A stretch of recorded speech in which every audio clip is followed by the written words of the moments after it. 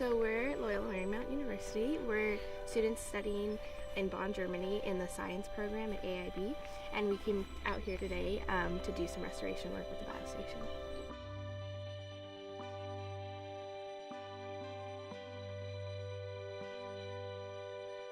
Ja, die Biologische Station Bonn Rhein-Erft macht die Schutzgebietsbetreuung für Bonn und den Rhein-Erft-Kreis. Wir machen zusätzlich noch viele Artenschutzprojekte, haben da ein bisschen Schwerpunkt auf Amphibien und Reptilien, wir machen natürlich auch viel Öffentlichkeitsarbeit. Ja, soweit erstmal.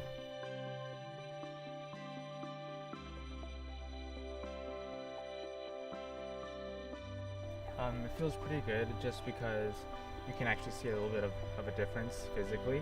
I was in the raking crew, so I was kind of just like bunching up a whole bunch of grass and making huge piles and putting them in the kind of like the edges of the field. And when we came here, it was all completely covered with grass and it was kind of like dying.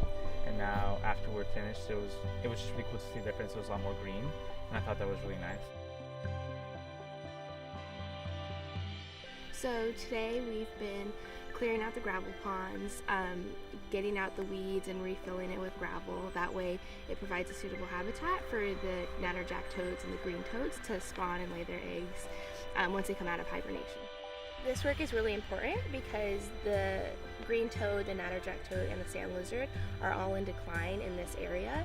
This is one of 3 areas where the green and natterjack toads exist in the Bonn kind of neighboring cities area on the Rhineland. So this is a really important habitat for them to be able to reproduce and keep their populations growing.